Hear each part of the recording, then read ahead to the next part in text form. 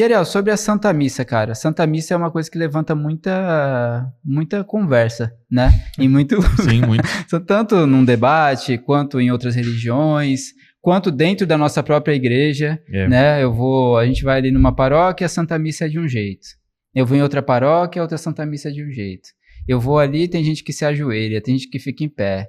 Outro entrou com um drone não sei aonde, outro entrou de moto, né? Então, assim, são muitas coisas que confundem as pessoas. Ah, essa missa parece um grupo de oração. Ah, essa missa é de outro jeito. Isso deixa as pessoas muito confusas, né? Será que isso é o certo? Será que é o correto? E tem muita gente que tem muita certeza sobre esses temas, né?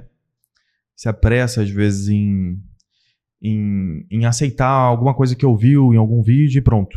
E não se aprofunda, sim, né? Ela fica até irritada. Não, mas não é isso. O que importa aí entra com outras frases, né? De cunho pessoal. Mas vamos pelo princípio.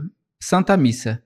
Como que surgiu Santa Missa? O que é a Santa Missa? Como que foi determinada a Santa Missa? Como é que chegamos onde estamos hoje? Nossa, olha, essa pergunta aí é tipo assim, o porquê o ser e não nada? Perdão. É uma pergunta ampla, mas eu gostei da pergunta. Porque a Santa Missa, ela surge, na verdade, lá em Gênesis 3, quando Deus fala para a serpente: porém inimizade entre ti e a mulher, entre a tua descendência e a dela. Esta te pisará a cabeça, enquanto tu lhe ferirás o calcanhar. Gênesis 3,15. Esse ferir a cabeça da serpente é a Santa Missa. Por quê? Porque quando a humanidade, né, ou a Santíssima Virgem Maria e tal, isso aí é já outro tema.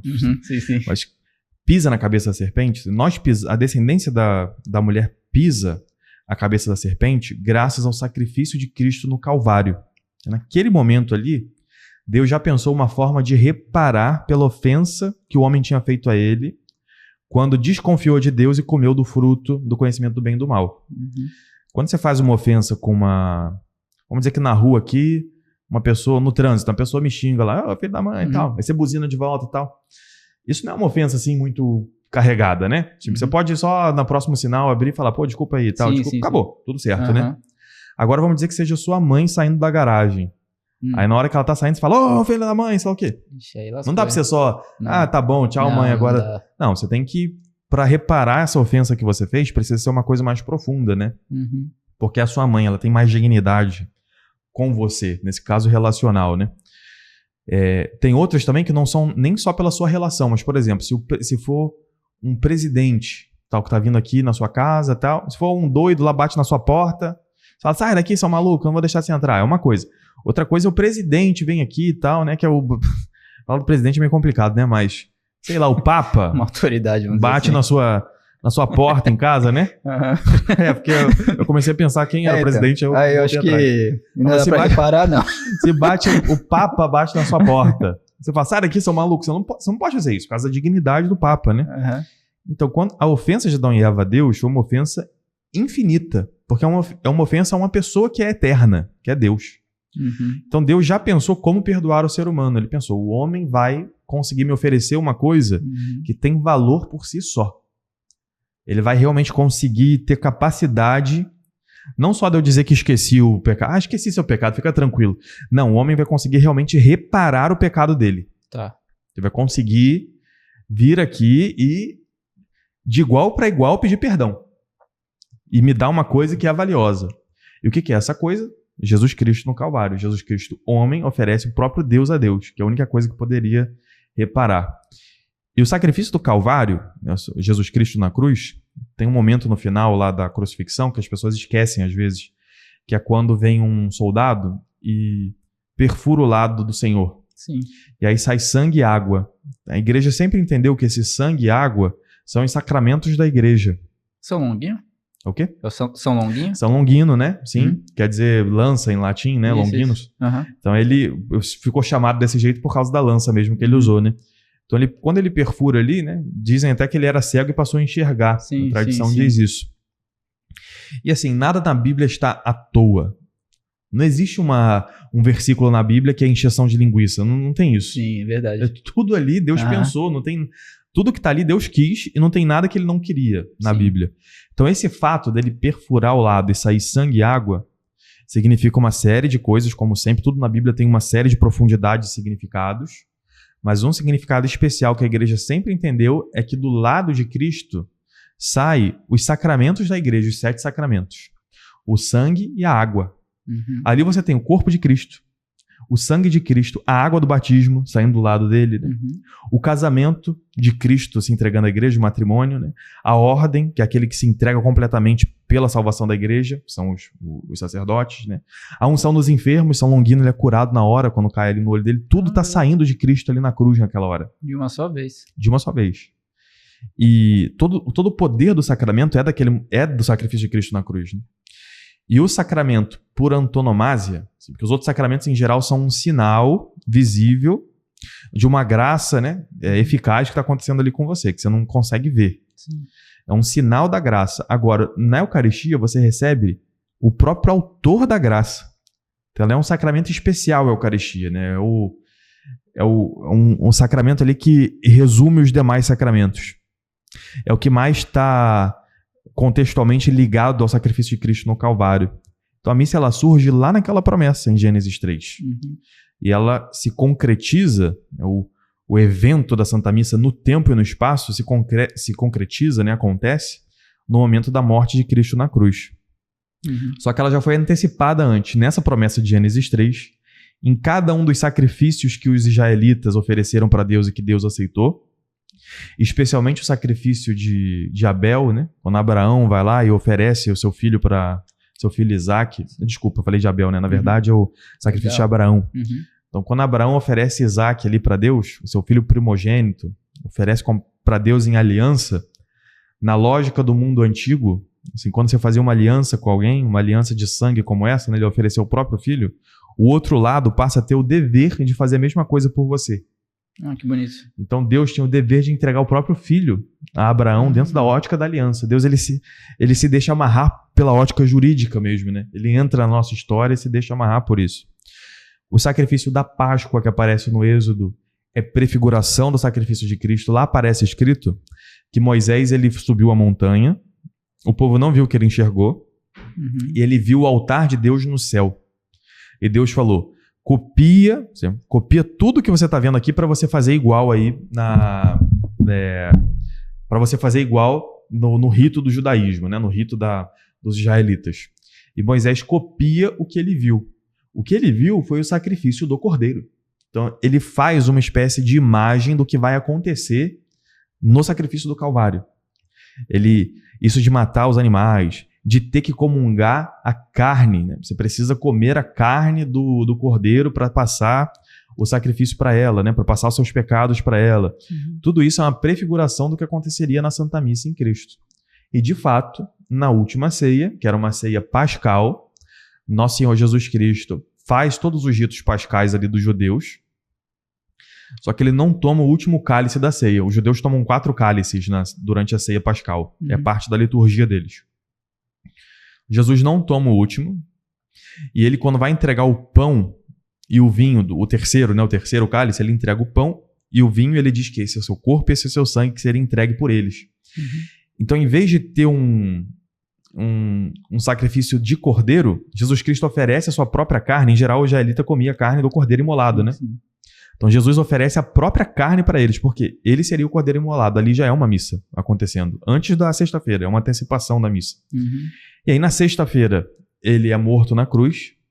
Os discípulos comeram a carne do cordeiro no dia anterior, participaram da missa, né? E por isso ele pôde levar os pecados para a cruz. E eu e você, assim, ele leva os nossos pecados à cruz, né? Esse sacrifício ele é eficaz para nós porque nós comemos do corpo e bebemos do sangue do cordeiro. Hoje a gente faz isso na missa. A solução que Deus achou. Senão Jesus teria que morrer para cada uma das pessoas toda hora, né? Verdade.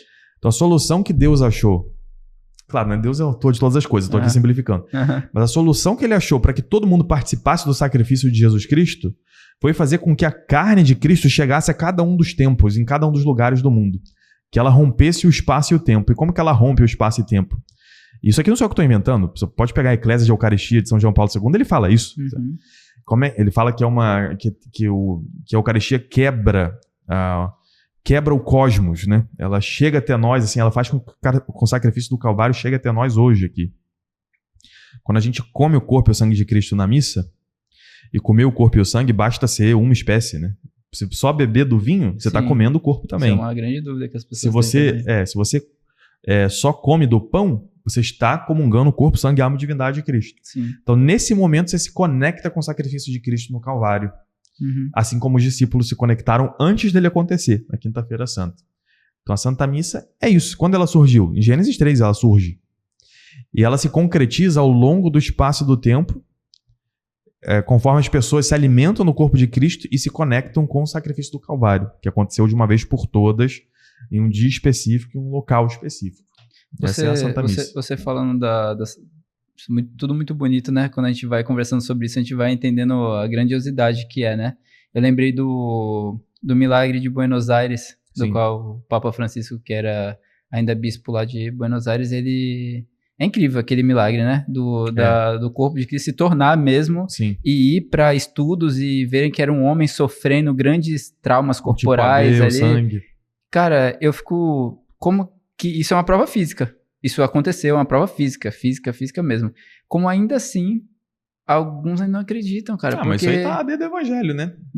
Jesus fazia os milagres e os fariseus diziam que era por Beelzebul que ele fazia os milagres, né? Era pelo demônio que ele tinha esse poder. Então até Jesus falou, né? Se chamaram o chefe da casa de Beelzebul, vocês então... Vamos chamar do quê, né? Então, normal, assim, acontece um milagre, eles dizem que é o demônio que fez, né? Eu acho até difícil, assim, você... Eu não sei, talvez você conheça a história de gente que se converteu pelos milagres eucarísticos em si. Eu sei de cientistas que se converteram, porque eles fazem análise e falam, cara, não tem como, né? Tem mesmo, né? Registrado vários cientistas que se converteram estudando milagres católicos, né? Mas pro povo, no geral, né, é difícil, porque eu acho que o povo, no geral, só se ele vê o milagre em si, né?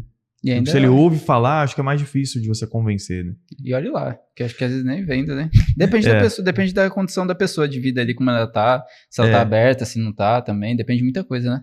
Eu acho mais fácil mostrar pra pessoa o que é a missa, né? Explicar passo a passo, sei lá o que, pra ela ir ver e tal. Sim. E o milagre é tipo um plus, assim, pra ela dar um passo, né? Um a mais, né? E essa, por exemplo, ali tem a Santa Missa, a primeira Santa Missa que você falou, a origem. Essa estrutura de Santa Missa que nós temos hoje, da maneira que é, com um canto de entrada e tal, que vai seguindo até o final, ela foi, desde que os discípulos ali depois da morte e ressurreição de Cristo, que eles começaram a anunciar a Boa Nova, começaram a caminhar na igreja primitiva e tudo mais, que inclusive a minha passagem preferida é Atos 2:42, 47 da primeira igreja, a igreja primitiva, o nome, né? Que era fiel, a doutrina dos apóstolos. Cara, ali pra mim é o mundo perfeito. Se o mundo for... Não, aquilo ali, cara, um ajudando o outro. Quem tinha muito ajudava quem tinha pouco. Dividiam tudo, tinham tudo em comum. Tipo, era tão bonito, cara. Tipo, se o mundo fosse assim, ia ser tudo tão justo pra todo mundo, mas por conta da condição de pecado não é possível, né? Mas essa estrutura que foi se passando, como é que ela foi surgindo? Ela foi adicionada? Adicionou alguma coisa, tipo, com o tempo? Boa pergunta. Se você for na Índia, lá, né? Não sei se você sabe, mas os portugueses, quando chegaram na Índia, já tinha católico lá, né? Pô, a Índia tem muito católico. Até hoje tem muitos católicos. Nós temos muitos padres aqui na diocese indianos. Os portugueses chegaram na Índia achando que iam ter que falar de Cristo pela primeira vez, mas já tinha comunidade cristãs na Índia. Já tá fazendo trabalho a galera lá. Por quê? São Tomé chegou até a Índia, né? E tem os cristãos de São Tomé. Inclusive tem um rito específico da missa que segue o rito de São Tomé. Eu não lembro se era o Ciro Malankar ou Malabar. Tem dois lá, agora eu não lembro qual. Mas um deles é o rito de São Tomé. E se você pega esse rito lá e compara com o rito da Armênia, que foi o primeiro lugar que o Estado parou de perseguir os cristãos e virou cristão, né? Antes do Império Romano até. Pega a Armênia, pega o Copta, que é no sul do Egito, na Etiópia, pega o rito moçárabe e o rito galicano, ou seja, espanhol, marroquino, francês, o rito latino, que é o nosso que a gente tem até hoje aqui no Ocidente, né? O rito bizantino, o rito ortodoxo nórdico, né? Que é de São Basílio e tal. Todos eles, em todos os lugares do planeta, têm uma estrutura muito parecida. Por quê? Tem algumas mudanças, né? A ordem de alguma coisa, tal, a forma de falar, enfim. O tom, se é mais agitado ou mais silencioso. Tem essas mudanças de acordo com as culturas, mas a estrutura é muito parecida. Sempre tem a leitura das escrituras, que vai seguir cada um seu calendário, mas enfim, tem leitura das escrituras. Mas sempre dessa maneira, por exemplo, Antigo Testamento, Salmo? Não é dessa maneira. Isso aí não. Tá. Pode mudar dependendo do rito. Tá bom. Sempre tem leitura das escrituras, de algumas escrituras, enfim. Tem o ofertório, o padre explica a leitura para o povo. Tem o ofertório, ou seja, o momento em que é ofertado a Deus ali os dons da comunidade. É o momento em que é feito, por exemplo, doações, essa parte da troca que você comentou, mas doações ao altar são feitas nesse momento, junto com o pão e o vinho. Depois nós temos uma série de orações, e é legal porque no mundo inteiro é assim, orações pelo mundo, pela igreja, pelos fiéis, pelos defuntos, todos rezam pelos defuntos. Sim. Lembrando a memória dos mártires, tal, que é o que nós chamamos de oração eucarística, culminando com a consagração do pão e do vinho, e com a invocação do Espírito Santo. Todos os ritos têm isso também, se invoca o Espírito Santo e se faz aquelas palavras da última ceia, tomai e comei, isso é meu corpo que será entregue por vós. Todos têm. Todos comungam do corpo e do sangue de Cristo. Todas essas igrejas entendem que é o corpo e o sangue de Cristo, não é um símbolo, um teatro, uma memória. Não. É o conceito de memória do mundo antigo, que é o quê? É a coisa que está diante de ti. Tá. Não só uma representação.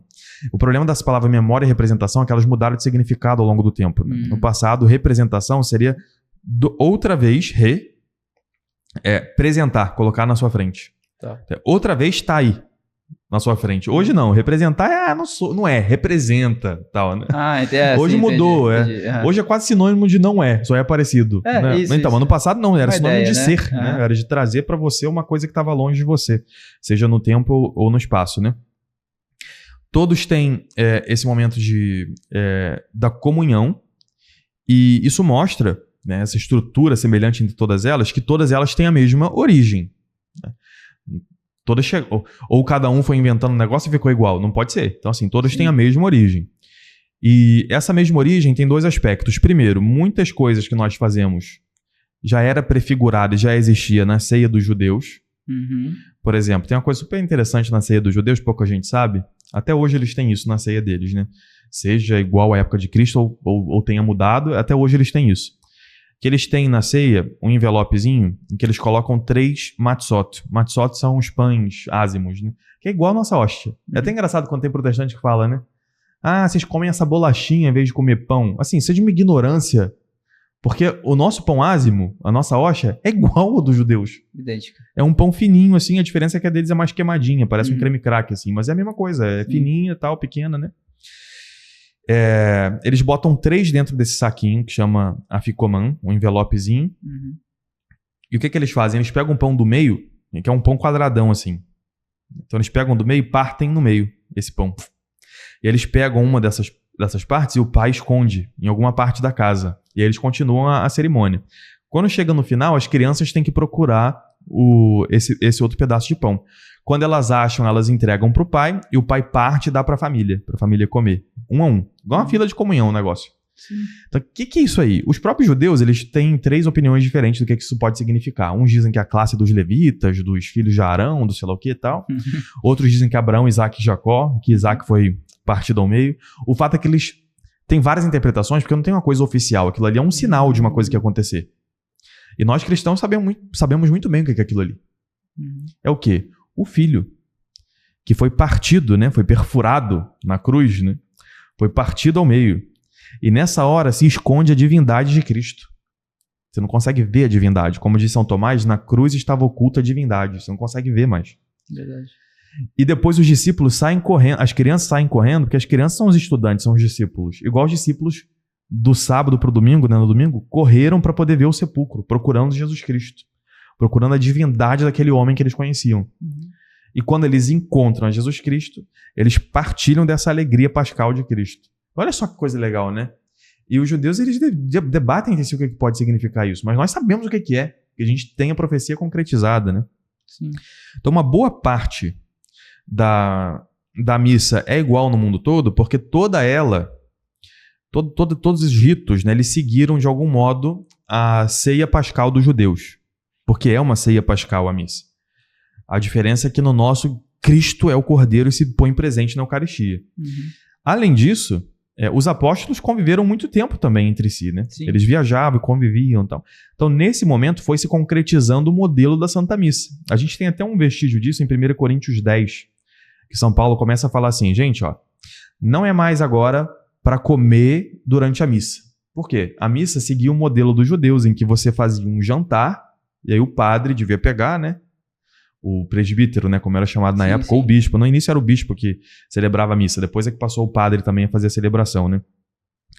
Ele devia sentar, fazer as leituras, sei lá o que, todo mundo de pé, aí senta, aí comiam, e ali no meio era dada a Eucaristia.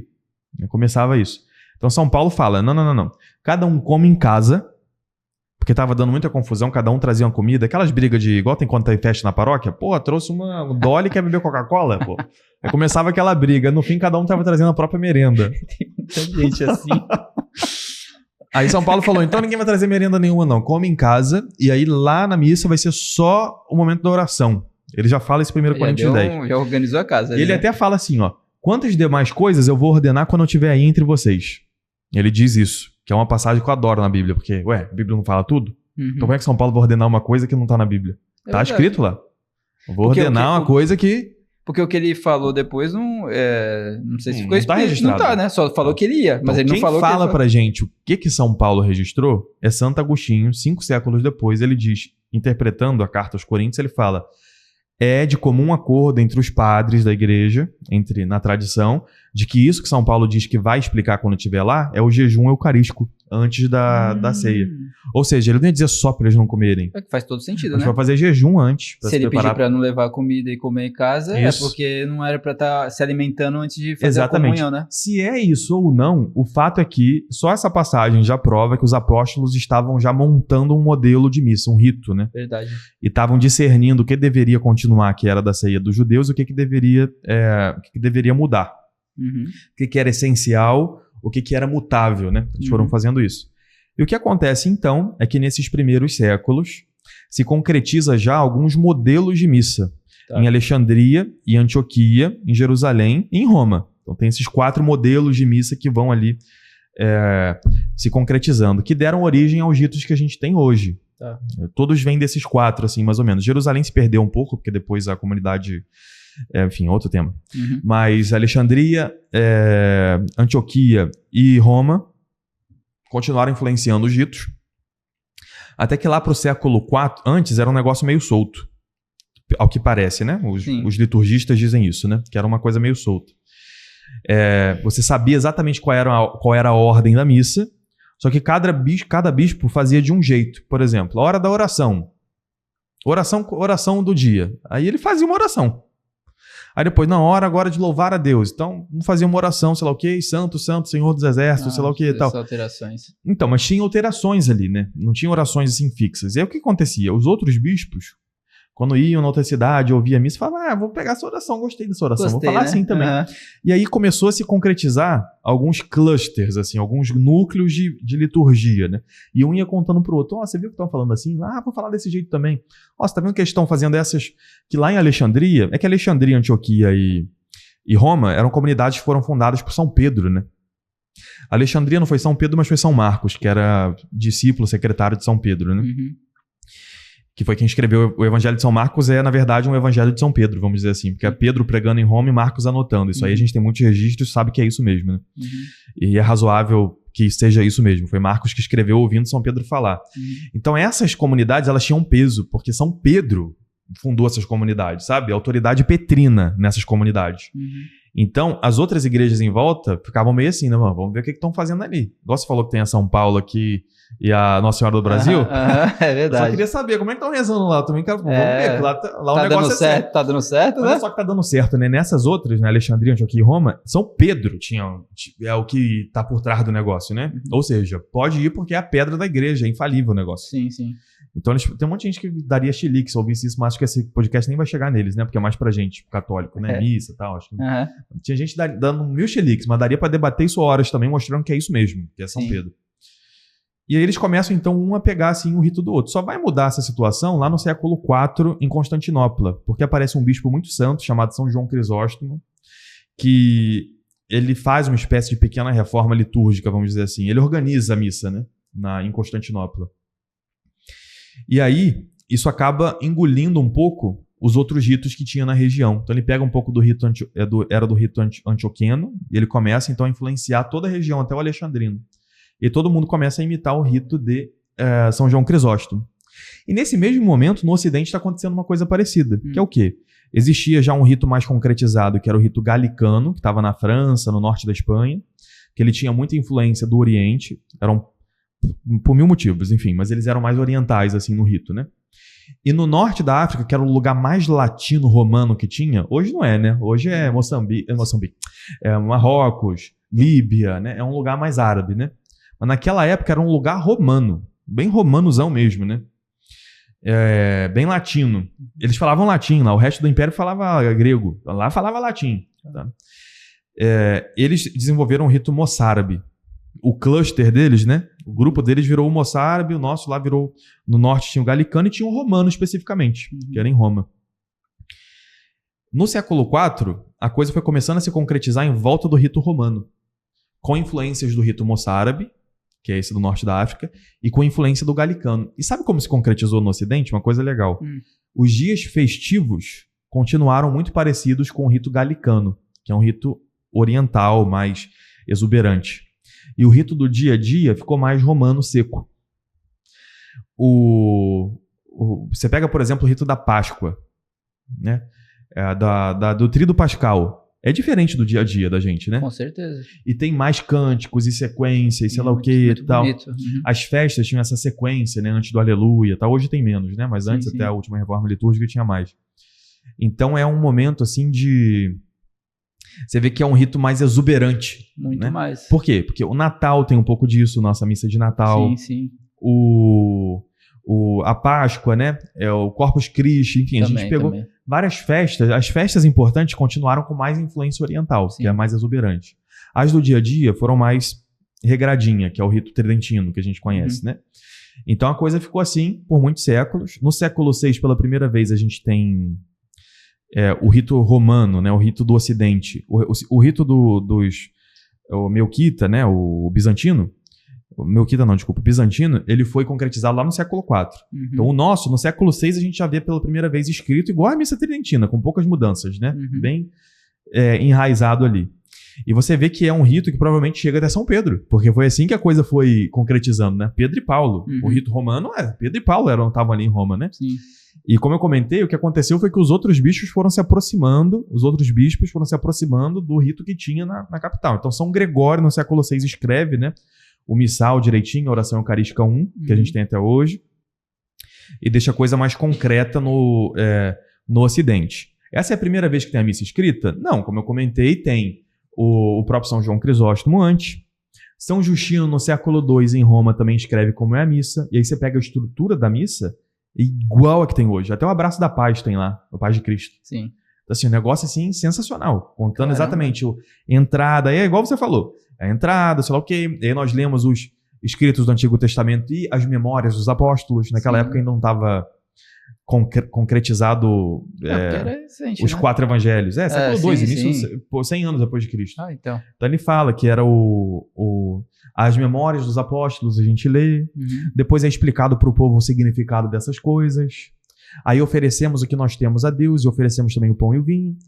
E esse pão e vinho, ele fala, é eucaristizado. Então não tratamos mais como um alimento comum, mas como o que é, o corpo e o sangue de Jesus Cristo. Então rezamos pelas autoridades, por todo mundo. É igualzinho. Sei lá o que e tal. Rezamos o Pai Nosso tal. E ele diz que é no dia que chamamos de sol, domingo, que eles fazem isso. Tá lindo, assim. São Justino, no século II, ele tá escrevendo isso pro imperador. Esqueci o nome do imperador agora. Mas porque tinha uma acusação de que os cristãos eram canibais. Porque... Da carne? Comia carne? Porque eles faziam um rito escondido, não era pra qualquer um a missa, né? Sim, não era assim, todo mundo ia lá e sabia o que tinha na missa. Era mais reservado. E aí o pessoal ficava ouvindo falar, os cristãos se escondem lá e diz que come a carne do fundador. Que é isso? Que é isso, cara? Vocês estão malucos. E tinha acusação de incesto também entre os cristãos, né? Do filho com a mãe. Por quê? Aí vai minha teoria aqui, né? Nunca... não é uma coisa assim que tá concretizada, né? Sim. Tem essa acusação de que era incesto. Por quê? Eu acho que, assim como a Eucaristia causou, né, essa visão do canibalismo, a virgindade da Santíssima Virgem Maria causou isso também, do incesto. Porque eles falam, peraí, mas é esposa de Deus, filha, pai, mãe... Que é isso, né? Como é que é esse negócio, né? E não consegue entender, né? Verdade. Então São Justino escreve essa apologia pro imperador para explicar o que era a missa passo a passo. E quando ele escreve, é o nosso missal. É um negócio, assim, incrível. Caramba! Né? Enfim, aí ao longo dos séculos tem algumas reformas nesse missal, né? Porque da mesma forma que São Paulo, é que é diferente, né? São Paulo e os apóstolos, eles podiam mudar coisas essenciais. Depois deles a gente não pode mudar mais nada que é essencial, né? Uhum. Mas tem coisas na missa, né, que ao longo dos séculos podem ter ido mudando, assim como a gente vê essas mudanças até o século V, VI, podem ir mudando conforme o povo vai mudando também. Coisas que talvez para um povo ajudava a entender o mistério da missa que talvez não ajudem mais. Então a igreja ela tem poder de mudar o rito da missa. Essa é a primeira coisa. Mas isso é um ponto Sim. extremamente importante.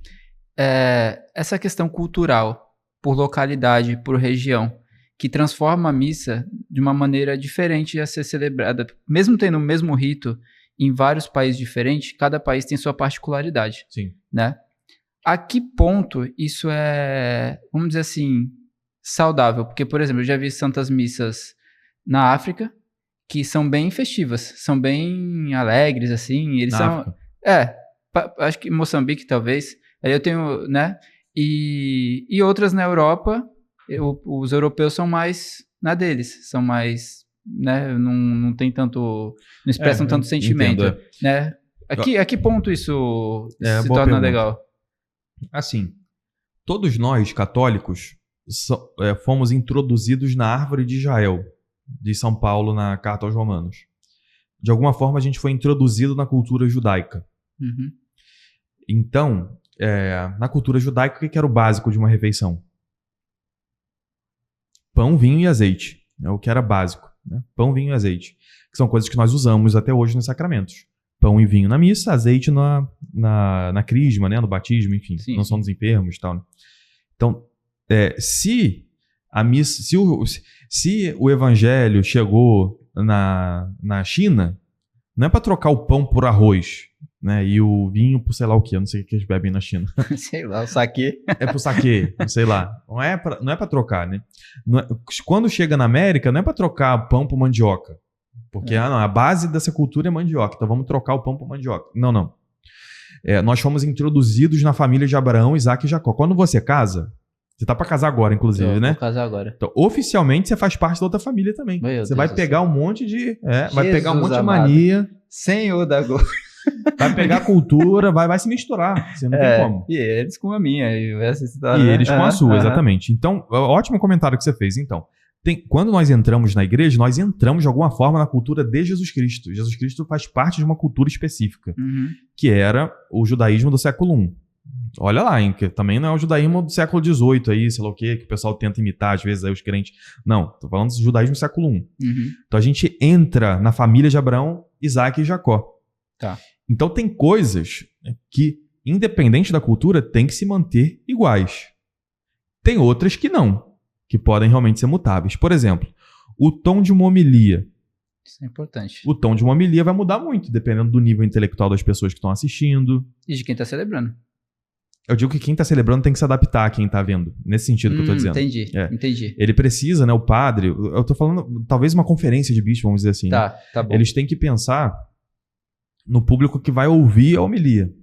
Então, isso é uma coisa que pode mudar. Tá. Atividades na igreja ao longo da semana vão mudar de acordo com o local que você está. Isso aí sim.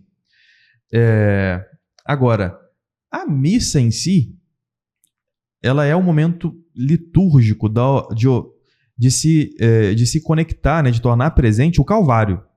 Então ela tem um rito específico. Né? E desde o início, né, no mundo judaico, ali onde Jesus vivia, e nessas primeiras liturgias que foram escritas, a língua usada na Santa Missa, ou na Páscoa, ou nas sinagogas e tudo mais, não era a língua do povo. Era uma língua elevada. Por exemplo, Jesus falava que língua? Ele falava, era hebraico? Aramaico. Era aramaico. Só que as orações que eram feitas na ceia eram em hebraico. Ou seja, era uma língua mais elevada. O latim usado nesses ritos que eu comentei, século IV, século VI, não era o latim que o povo usava, era um latim elevado. Assim, desde o início, a missa ela tem esse caráter de elevar o homem a Deus. Sabe? De fazer o homem se conectar com Deus. Tipo, tentar fazer ele dar um ir além, assim, das capacidades dele. Não é uma reunião legal, um aniversário, uma resenha, não é. É um local ali de você oferecer o santo sacrifício do Calvário e participar da morte, da paixão, morte e ressurreição de Jesus Cristo. Uhum. Então tem coisas assim que não é para ser adaptado. Entendi. Mas o povo aqui gosta muito de dar pirueta. Tá, mas dá depois da missa. Se não na hora da missa. O povo não consegue ficar sem dar pirueta em nenhum momento. Uhum. Tipo, consegue. Então assim, eu já falei de uma forma muito mais vaga sobre esse tema, mas hoje eu tô falando de uma forma mais concreta aqui. Assim, tem coisa, gente, que não é para mudar na missa. Sabe? Que é um momento de reflexão. O povo tem que aprender a fazer reflexão nesse momento. E tem limite para o quanto um padre ou uma região inteira, né, de uma conferência de bispos, pode se adaptar, sabe? Porque eu sei que muita gente usa essa desculpa para dizer assim, então temos que adaptar o povo. O povo brasileiro é um povo cordial, um povo que gosta de bater palma, de dançar, de sei lá o quê. Então a missa vai ser assim. Não vai ser assim a missa. Assim, a missa tem que ser o momento da gente... É um momento mais sublime de oração. E não dá para você fazer oração de um jeito eufórico assim. Entendi. Esse é o problema. Uma oração contemplativa, a oração de você ver a Deus e se encantar com Deus, sempre exige recolhimento. Convém que ele cresça e eu diminua. Uhum. Existe essa necessidade. Sim. Bem você disse, é verdade, existem formas diferentes de fazer a pessoa se recolher. Existe a que o Ocidente desenvolveu, que é essa de você ficar mais em silêncio, né? Que é como a nossa missa. A nossa missa, ela tem esse caráter. Eu sei que o pessoal canta e grita e tudo mais e tal. Só que assim, ela foi feita de um jeito, e pelo apóstolo Pedro, como a gente falou aqui, né? Então, assim, que eu acho Pedro e Paulo. Que sabia das coisas, né? Talvez, né? Ela foi feita de um jeito que ela facilita o recolhimento e o silêncio. Tá. A nossa missa, ela foi feita de um jeito que é silencioso mais, né? Para você ficar realmente ali saboreando as palavras. Ela tem um ritmo, uma cadência. Nossa, pega a oração eucarística 1, que é essa que do século VI foi escrita. Ou seja, o negócio é muito mais antigo. Você pega a oração eucarística 1, ela tem um ritmo que foi feito para você se inebriar das palavras. E você conseguir focar em Cristo. O rito de São João Crisóstomo, de Constantinopla, ele também causa em você esse contemplar a Deus. Só que através do barulho. Talvez não seja a melhor palavra, barulho aqui. Mas é como? Eles têm o incenso deles, eles usam incenso todas as missas. Eles têm um incensário, um turíbulo, que é com vários sininhos. Aí eles ficam... Eu não sei se já foi alguma missa bizantina. Nunca fui. Nossa, é muito bom. Tem que ir pra você ver como é. Então eles ficam fazendo aquele barulho e tudo mais e tal. E o coro canta o tempo inteiro por cima do padre.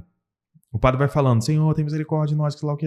E o coro tá cantando, amém, amém, amém. Só que é de um jeito... que causa na pessoa, sim, ela fica inebriada das palavras, igual no rito latino. Só que de um jeito mais exuberante, que é o jeito grego da coisa, né? O jeito oriental. Mas sim, oriental, quando eu digo, não é o chinês, tá? Eu digo oriental ali do Mediterrâneo, né? Tá. É mais exuberante, é mais cantado e tudo mais, né? Uhum. Então os dois de modos diferentes, um através do silêncio e do rigor, que é o rito latino. O nosso rito ele é mais rigorista. Por isso que a pessoa pergunta, pode levantar? Pode ajoelhar? Pode fazer sei lá o quê? Isso é uma pergunta latina. É da nossa cabeça, que é rigorista. A gente entende que tem que ter regra na missa. Regra clara, cada um faz uma coisa. A gente sabe que é uma liturgia que precisa ser feita com regra muito clara para todo mundo, né? Você vê que isso está profundo na nossa mentalidade. Sim, tanto sim, que as perguntas, você falou, um monte de gente pergunta. Daqui a pouco a gente vai fazer algumas perguntas e você vai ver que tem muitas perguntas nesse gestuário. É mentalidade latina, é mentalidade ocidental isso aí, latina. Os gregos, os orientais, eles não estão preocupados com isso. O padre tem lá tudo que ele tem que fazer. Mas é como eu te falei, ele tá falando e o povo tá cantando amém por cima. E todo mundo fazendo sinal da cruz o tempo inteiro. Ouviu Jesus, faz 3 sinal da cruz. Tá? É uma coisa mais exuberante, que tem a ver com a cultura deles, né, bizantina. Bizantino, eu digo grego, né? Mesma coisa aqui. Tem a ver mais com a cultura deles, mas ainda assim isso te leva à oração contemplativa durante a missa. O problema é que aqui no Brasil o que tem acontecido as pessoas tentam dar uma roupagem diferente do corpo do nosso rito. O nosso rito ele não foi feito para ser exuberante igual o rito bizantino. Talvez seja bom botar o rito bizantino para cá, se o pessoal quer tanto isso, ok. Mas tentar transformar o nosso rito que favorece o silêncio, tentar botar ele para bater palma, para dar pulo e tudo mais, fica estranho. Sabe? É igual você... Não funciona. Você não consegue fazer a pessoa se recolher. Não consegue. Porque o rito bizantino passou por séculos assim de preparação, né? Esses 4 primeiros séculos, tal, até o momento que ele chega no seu ápice e ele já está aí, desde a sua consolidação no século IV, ele está 16 séculos aí igual, funcionando. Uhum. O nosso foi uns 6 séculos para se concretizar e continuou até o século XX assim. Uhum. A reforma que a igreja fez no século XX, né, foi entendendo que o mundo ocidental estava mudando muito e o povo precisava entender o que era a missa, porque muito padre estava rezando corrido, sem prestar atenção. Isso. O Concílio Vaticano II pediu uma reforma do nosso rito, né? Uhum. E deixou a coisa mais fácil de... a ideia era deixar a coisa mais fácil de se entender mesmo. Sim, uma participação maior do povo na Santa Missa, né? E, gente, olha em volta, né? O mundo realmente mudou muito no século XX. Então precisa mesmo de alguma adaptação litúrgica, eu concordo. E claro, né? Eu sou louco, né? De discordar do concílio também. Exatamente. Não sou nem doido. Mas assim, eu digo que faz sentido, né? Realmente, você olha em volta, cara. A coisa mudou muito, né? Exatamente. Tudo mudou, né? Então precisa também que a missa também naturalmente precisaria se adaptar a um outro povo, porque é quase que a gente mudou de povo, né, no século XX. Só que ainda assim a gente não pode esquecer o esqueleto da nossa missa, a coluna vertebral da nossa missa, que é uma missa que usa o silêncio e o rigor das normas para fazer a pessoa fazer uma oração contemplativa. Se tentar mudar isso no rito latino é destroçar o rito latino, que é o que a gente vê às vezes, né? Você vê uma missa muito... Fica um negócio meio estranho. Pô, mas eu tenho uma